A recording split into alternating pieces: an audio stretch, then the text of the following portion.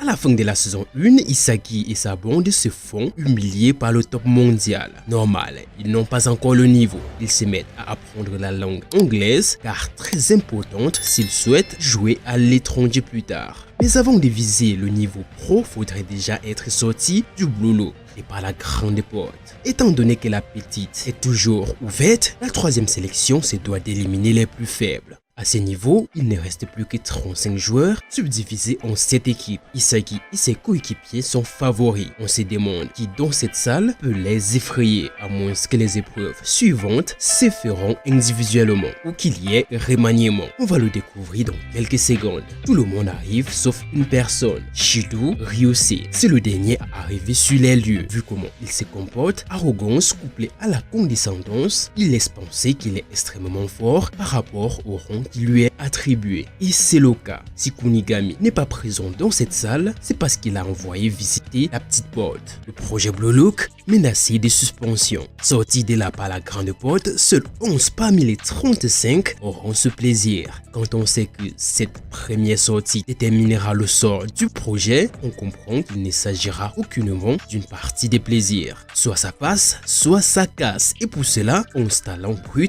qui affronteront en match officiel les U20 du Japon. En cas de défaite, dissolution sans préavis. Sur le papier, c'est mission impossible car dans les rangs des U20, il y a le frère d'Erin. De ce qu'il est dit, il est plus que fort. Le côté plus que positif ici n'est pas de maintenir le programme Blue Look en cas de victoire, mais de devenir les nouveaux U20. L'ancienne équipe sera tout simplement jetée à la poubelle.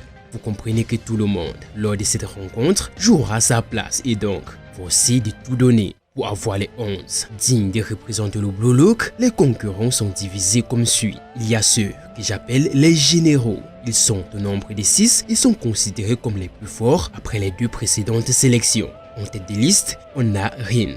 Ensuite, Ryusei. C'est celui qui, dès son arrivée, veut bagarrer avec tout le monde. Donc effectivement, il est très fort. On a en troisième position Karasu. Quatrième, Otoya. Kinyu suit et enfin Nagi. Il y a directement une scène très intéressante qui suit. Le cinquième qui demande pourquoi il a cette place. Ego qui lui répond, il explique qu'il s'est basé sur des buts marqués face aux pros, les buts lors de la première sélection et enfin les rapports des joueurs pros. Parce que oui, ils les ont notés après les avoir confrontés. Je sais ce que vous vous demandez. Oui, même avec les compétences individuelles folles d'Isagi à la fin de ces sélections, il ne fait pas encore partie du top 6 des meilleurs joueurs. En fait, des meilleurs buteurs, là en l'occurrence. Meilleurs joueurs, le top 7 l'échappe également puisque la 7e place est celle de Bashira. Les 6 généraux comme je les nomme seront divisés en 3, 2 par 2 et ils leur seront affectés 3 joueurs supplémentaires qui n'auront droit qu'à un seul match et noté sur place. Bashira sera le seul à jouer 2 matchs parmi les non-généraux. L'objectif étant de trouver qui, parmi les non-généraux, irait les mieux avec ces génies. Ils s'affronteront entre eux et les autres seront juste du soutien. Enfin, le place n'est pas si cimenté que ça. Il est encore possible que les non-couronnés montent en grade ou maintiennent leur place au Blue Look.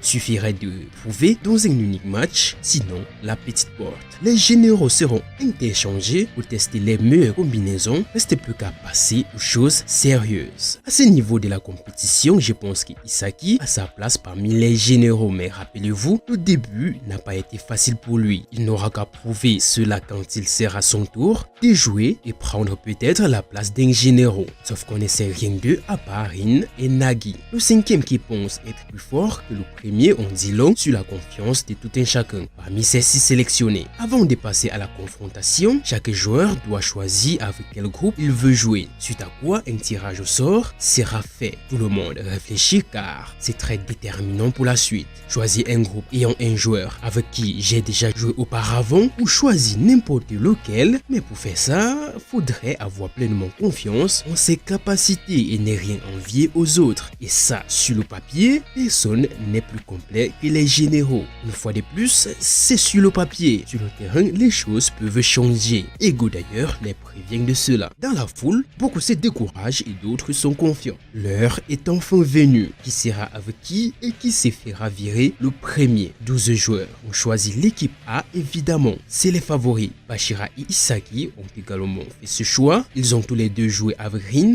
Ils peuvent s'adapter dès le début et non se retrouver en train de réanalyser les deux nouveaux s'ils avaient choisi l'équipe B. Il y aura donc 5 matchs. Le premier match de l'équipe A se fera avec Nanas, Yuri en soutien et évidemment Isagi. Ceux qui sont de l'équipe B, on a Sarah Madara. Ok, c'est un concentré de Sarada et de Madara. On espère tout simplement qu'il ne sera pas vite viré parce qu'il porte un nom très spécial. Shiguma et Shigiri sont les deux autres. Nanas, de l'autre côté, semble très gentil. On espère qu'il n'est pas naze. Le Nanas. Ok, bon là je vais arrêter avec les jeux de mots et on va passer aux choses sérieuses. Les trois font connaissance, il ne reste plus qu'à rejoindre les boss de l'équipe. Si Rin est surpris de voir arriver Isagi, Shido, lui, il ne voit que 3 nuls. Il n'a donc aucune estime pour eux. De l'autre côté, le groupe B ne semble pas vouloir s'organiser. Karasu, qui veut imposer la défense aux 3 sélectionnés, stoppé direct à le deuxième. Sarah Madara qui s'impose, je leur ai dit une fois de plus, j'espère qu'il n'est pas un boulet. Madara fait partie de son nom. On mettra Sarada de côté. Le match d'ouverture pour la 3e sélection peut enfin commencer. Ryusei, très confiant, fonce direct vers les buts adverses. Il s'est fait stopper direct par Eita. Sarah Madara qui vient en soutien, forçant ainsi Ryusei à passer le ballon s'il ne veut pas le perdre. Isagi a le ballon et ne pense qu'à une chose, n'est pas foiré. Il combine avec Rin avec brio jusqu'au moment fatidique.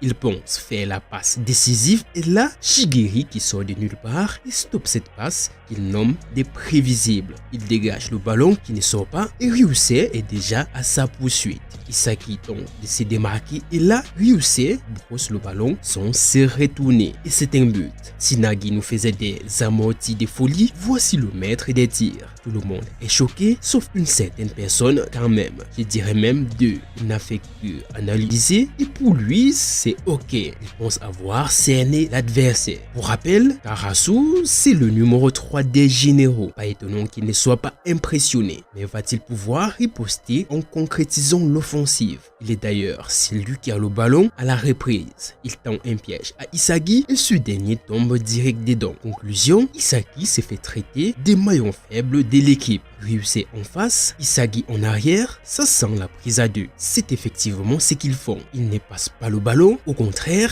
ils les effacent tous les deux. Égalisation. Il semble avoir pris Isagi pour cible, les choses commencent très mal pour lui. On verra comment ça s'arrange par la suite. Oui, on sait qu'il va s'en sortir bien mieux qu'avant parce que c'est le protagoniste, c'est le personnage principal. C'est tout, il n'y a rien à comprendre. Mais on n'en est pas encore là. Pour le moment, il est la cible de Karasu. Cette égalisation semble n'avoir aucun effet sur le top 2, sauf qu'il va s'y passer un truc.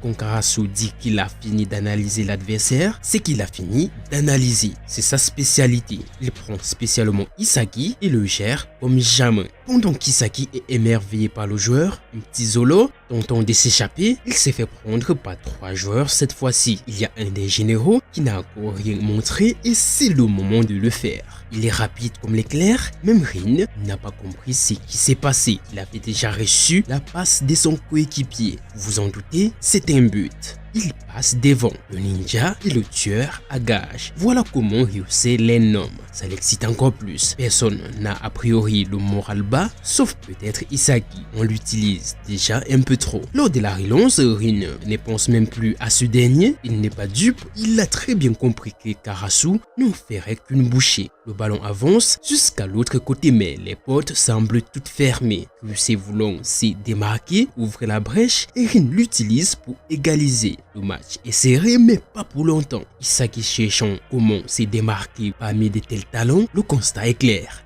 Le match se joue à 2 contre 2. Les autres ne servent strictement à rien, à part renvoyer le ballon. Shigiri décide de ne pas attendre le ballon et de se démarquer sans demander quoi que ce soit. Il traverse Isagi qui est beaucoup plus lent. Karasu le remarque, décide de lui donner sa chance, sauf qu'il y a quelqu'un qui a quasiment la même faculté qu'Isagi sur le terrain et dans la même équipe d'ailleurs. Il est déjà là. Est-ce que ça va suffire?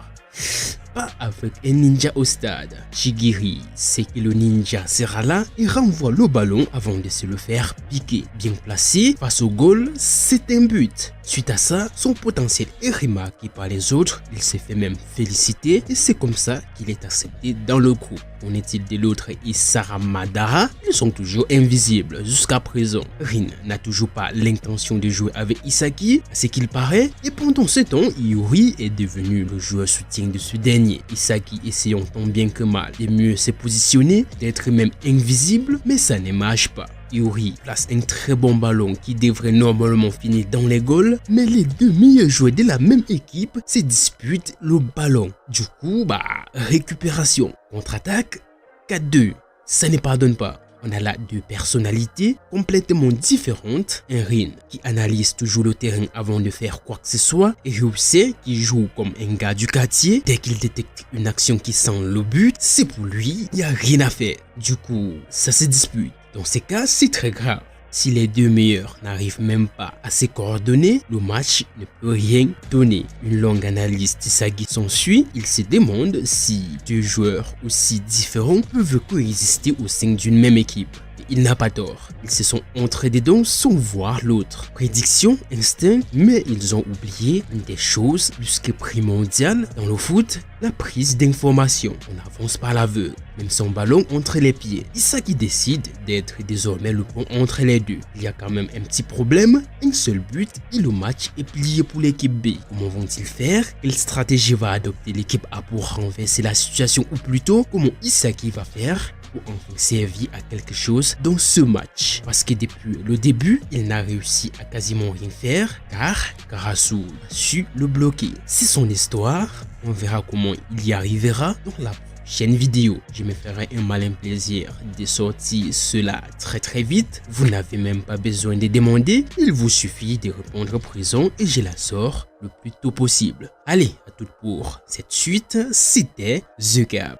Yo, I ain't here for the money, I ain't here for the fame. Though it might be nice to own a jet plane, I'ma do it all for you. Come along and see it's true.